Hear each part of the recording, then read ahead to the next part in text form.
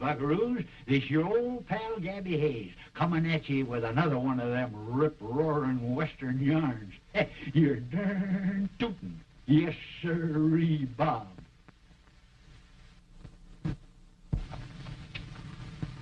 Hey, looks like I need a new pair of boots, don't it, huh? Oh, shucks, no. They ain't broke in good yet. I'll just send them to a shoemaker. Oh, speaking about a shoemaker, kind of reminds me of an old uncle of mine. Cobbler Hayes, he was known as. There was the greatest shoemaker the world has ever known, human or otherwise. He used to make all kinds of shoes. Men's shoes, ladies' shoes, children's shoes, horseshoes, any old kind. Well, of course, he got so famous that folks come from all over the country just to get their shoes made. Well, sir, he didn't have no place to store them, you know, so he found himself a cave up in the side hill, and he put all of them shoes in there. Well, sir, one night a great big avalanche come down the side of that hill and just buried that cave. And you know he never did see them shoes again. But about 3 years later, he was riding along there, and he happened to pass the place where he'd buried the shoes, you know, and he saw something growing out of the ground. What do you think it was? First shoe trees the world has ever known. Yes, sir. Yeah. Oh, say, it's time for today's story, ain't it, huh? Yeah, let me see now. It's all about a young feller by the name of Billy Carson. He was on his way to pay for and pick up a herd of cattle when he run into just a little mite of trouble.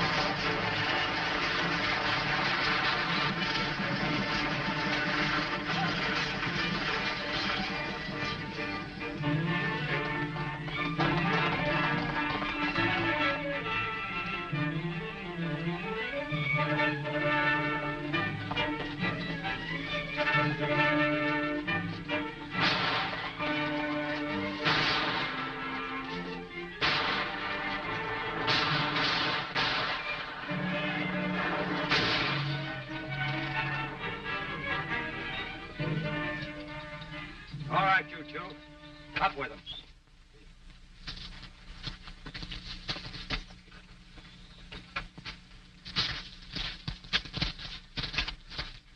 Billy Carson. Hi, Buzz. That was some fancy shooting. I didn't know you had it in you. Look here, Billy Carson. You turn around and go right back where you came from. I ain't gonna have you trailing me and horn in on my big business deal. You're loco, Fuzz. I'm not trailing you. I didn't even know you were on that stage. Don't try to be funny and tell that to somebody that ain't got good sense. That's what I'm doing. You should apologize to him for talking like that. After all, he saved us from being held up. He didn't need to bother. I could have taken care of it. Hello. A pretty rough trip for a tenderfoot. Me, a tenderfoot? Why, I was born on a ranch in Devil's Gap. You showed good sense in picking out a place to be born. Hey, Fuzz, see about that driver.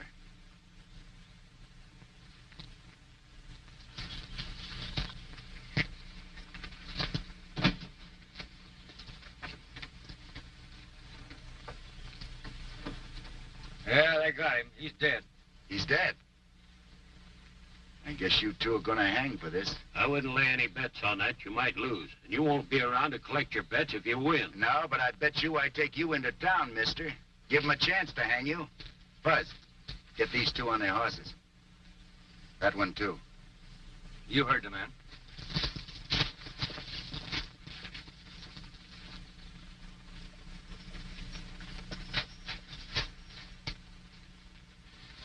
Why, you're hurt. Can I help you? No, it's just a scratch. The bullet just nicked the skin. He probably jumped over sideways to get himself creased with a bullet.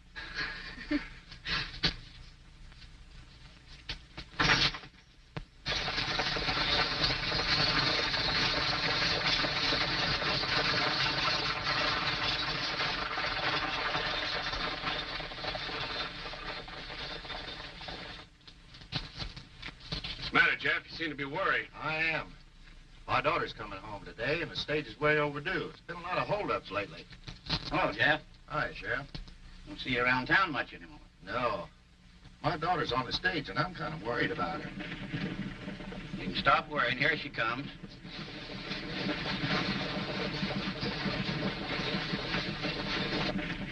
That doesn't look like the regular driver.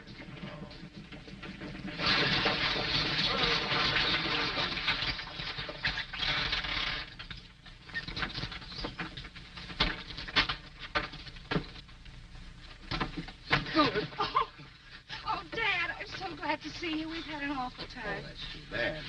What are you doing driving this stagecoach? Where's Pete? Pete, he ain't driving no more. He's dead. Them down outlaws jumped us, but I guess we give more than there's looking for. All right, down off your horses. Get up there. Bucko's right over here, honey.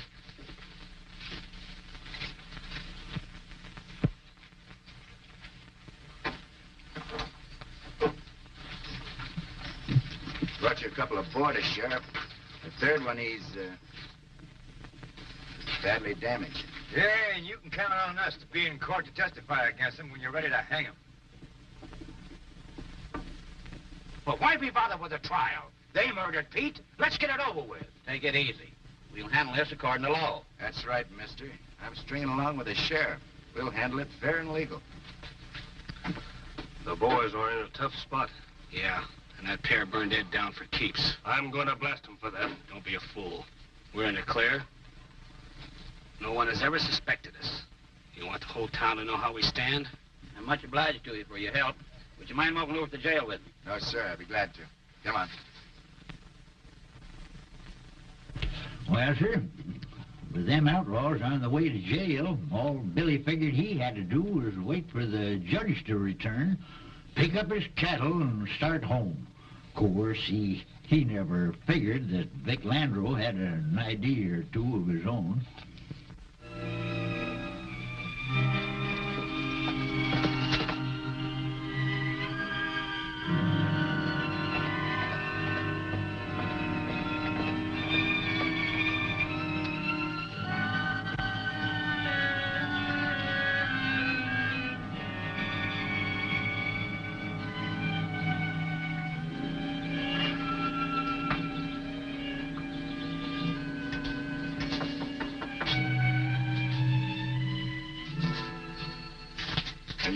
Jeff Barkley? That's right. I'm Bill Carson. Jim Larrabee sent me over the money to fetch those cattle, to drive the herd back. You don't know how glad I am to see you. Come in. Thanks.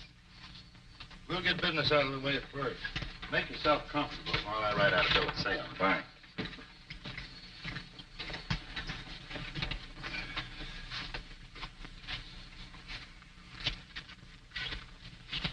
You want to count this and see if it's right, Mr. Barkley?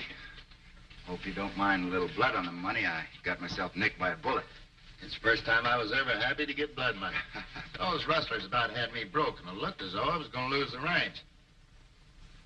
Gap's been hit pretty bad with outlaws, and they seem to pick on me more than anyone else. They rustled every herd I tried to get through to market. Naturally, I had to keep on borrowing money. So that's why you made a deal, to sell your cattle in your own range. That's right. I told Jim Larrabee the truth.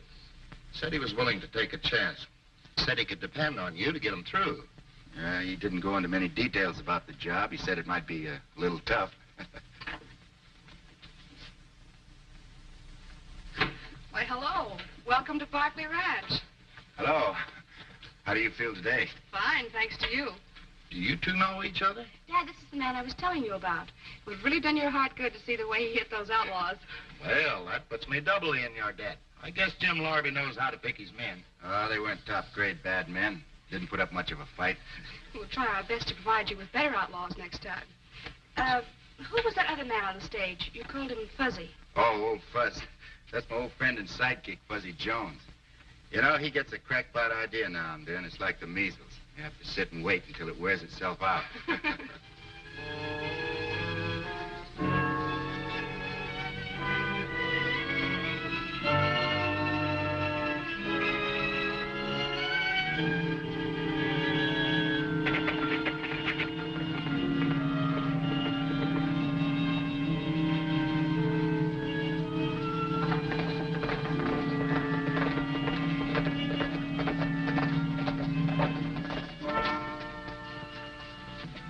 bill of sale. We'll start cutting out the herd anytime you like. I'd be proud to have you make this your home while you're in this part of the country. As long as the express agent said he didn't get any money today, maybe I can put a quick squeeze on him.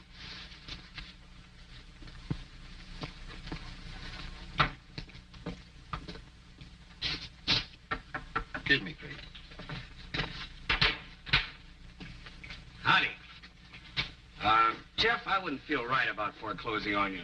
I'd like to make you a fair offer to buy you out so that you won't lose everything. I won't sell and you won't foreclose. I'm picking up that note. Well, where'd you get the money? Is that any of your business? Oh, no, of course not. I was just surprised, that's all. I thought you were in bad shape. I was yesterday, but not today. Well, Jeff, rustlers have hit you pretty hard. Think it over. It might be the wise thing for you to sell out. Ain't you the crook at Tin Horn the vigilantes run out of Cheyenne? If I am, nobody ever told me. Well, I'm telling you now.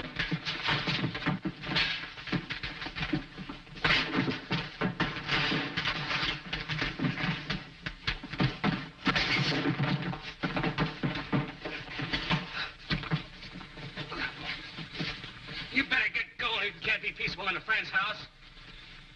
I'm sorry about this, Jeff. Oh, that's all right. No harm done as far as I can see, except to your friend. What do you say, Jeff? Sell out to me. Let me worry about the rustlers. I ain't selling an acre. We'll break up that gang of outlaws one of these days. They might break you first. I'll take my chances on that. Well, I tried to do you a favor. Much obliged, but I'm not caring for that kind of a favor. I'll be in town tomorrow with the money and pick up that note.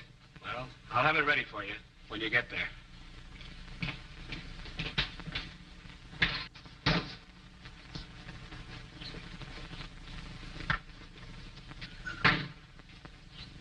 Something funny about this. I never saw that fellow before in my life. Why'd he have to go out of his way to pick a fight with me? I don't know. Big Landreau didn't seem any too happy about getting his money. We'll make very sure that he doesn't pay off that note.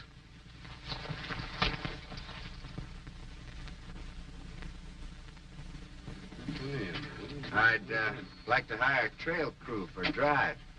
Anybody interested? Where you driving from? The Barclay Ranch. That's a hoodoo outfit, mister. Every herd that's ever left there has been rustled, and there's been some mighty good boys killed, too. I plan to break that hoodoo. Not with us, you don't. Come on, boys.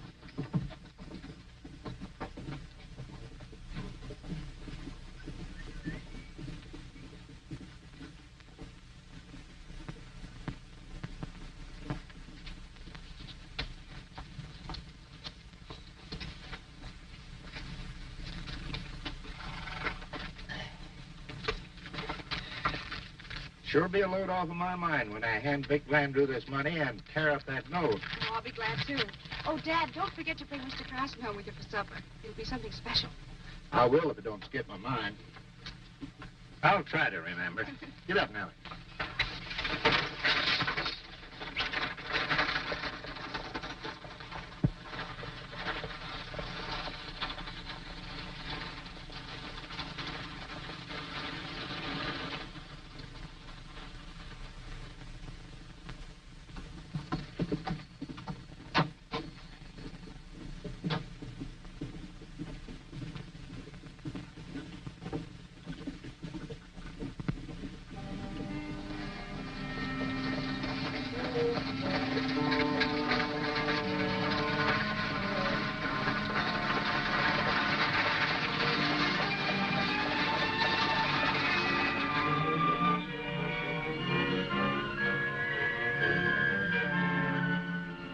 He's got to come by here. That's what I figured.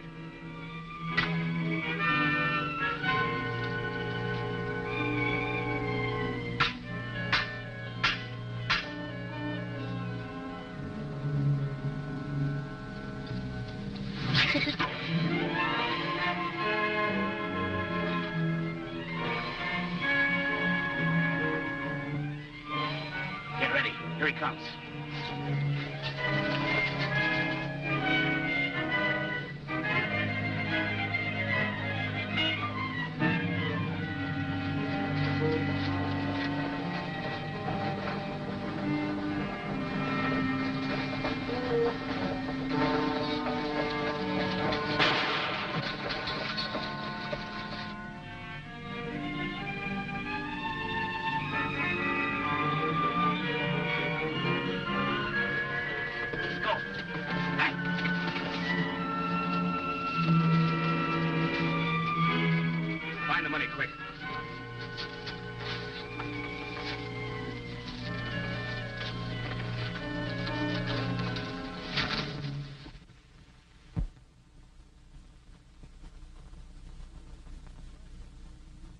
Oh, the shooting of Barclay didn't make life too easy for Billy. His friend, who was the first one to find Barclay, was cooling his heels in jail. And those two outlaws had broke out.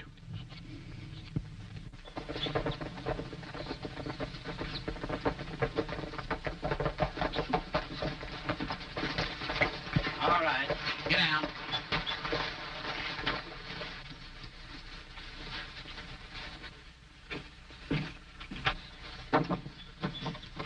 Get in.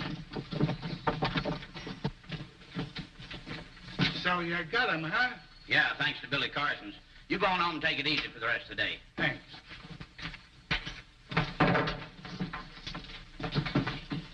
Well, look who's here. Have you been bad boys?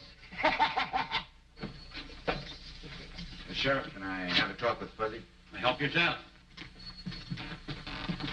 Now, you tell me what this monkey business is of yours. I'll pound some sense into your head. Nope. I ain't taking no chances on losing a fortune just blabbing. Don't you realize they're going to convict you of murder unless you can explain why you're in Devil's Gap? Well, they can't convict me for something I ain't done. Oh, yes, they can, and they will. Unless you can give them a good reason for being where you were when Barclay was murdered. All right, come close. I learned that they plan to build a railroad in Devil's Gap. And anybody owning property there in the right place stands to make a fortune.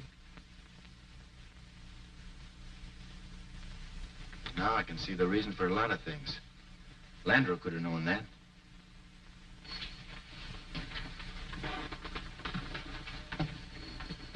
They're not going to get you boys out of here again. Don't you think Landreau should keep you company? What's Landreau got to do with it? For my money, he's the boss. I'm going to prove it. You won't live that long. I will. Hey, Fuzz, you stay here and keep out of trouble. What do you think this is, a picnic? No, but you'll be safe here until I can get things straightened out.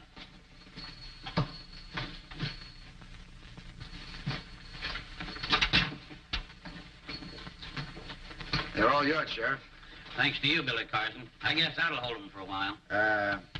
You better watch this place. Watch it? Yeah, there's a leak in it.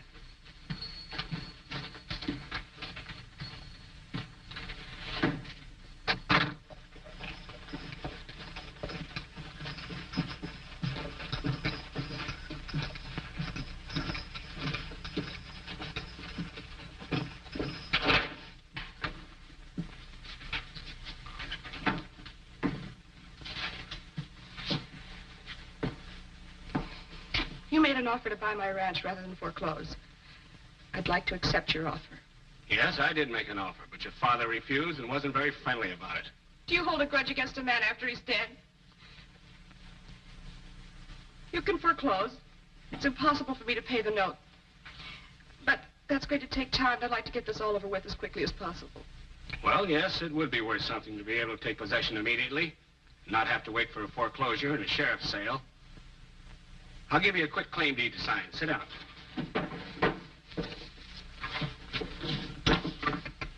Here, sign this.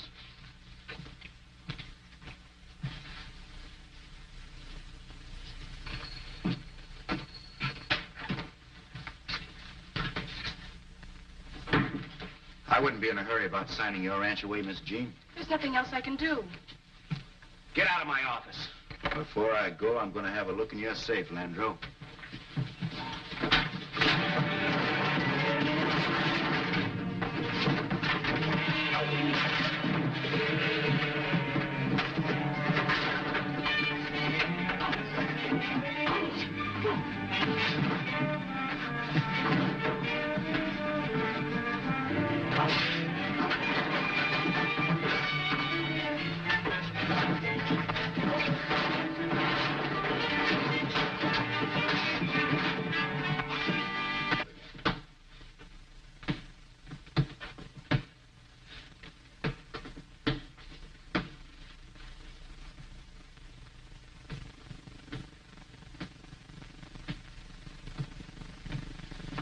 Cut out that tramping around in there. I'm trying to take a nap. I ought to be with Billy. He needs me.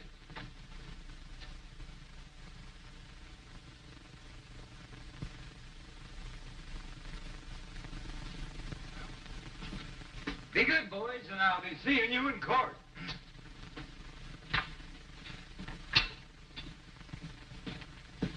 See you later, Sheriff. Okay.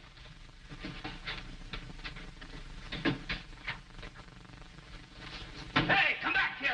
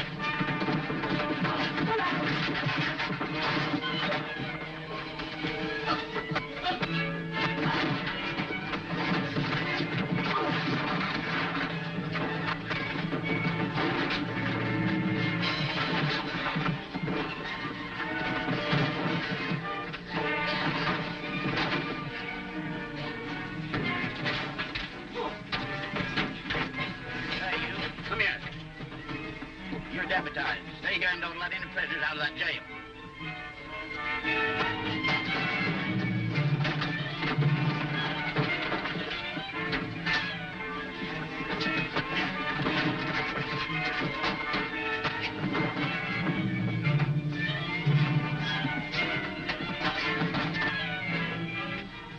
What's going on here? There was a holdup. He tried to rob my safe, Sheriff. How about that? He's partly right. Sheriff, I think I can identify the money that Jeff Barkley was carrying when he was murdered. I'll gamble the money's in that safe. What do you say to that? It's a lie. He's trying to squirm out of trouble. Suppose we take a look. You've no right to search my private property. What do you care if you're innocent? I got some blood on the money when I was nicked by that bullet in the stage holdup, Sheriff. This looks like it might be it. It is. I'll see if you can find Barkley's note.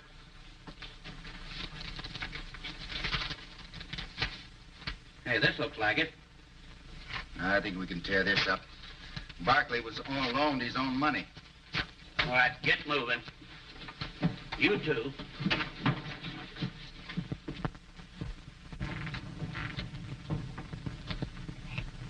Well, things turned out just fine for our young friend, didn't they, huh? He got his cattle and he drove them home.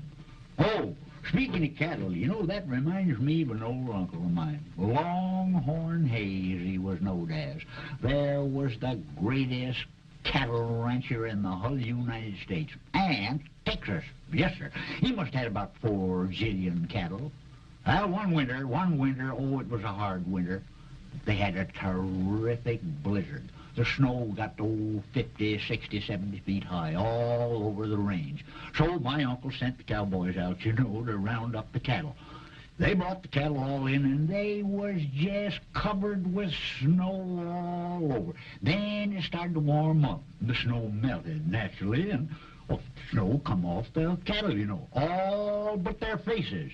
Stayed on there. And you want to know something, Them cattle turned out to be the first white-faced Herefords the world has ever known. Yes, sir. Yeah. And that's just about all for today, buckaroos. Well, I'll be back next week with another rip-roaring Western yarn. Your turn tootin'. Yes, sirree, Bob.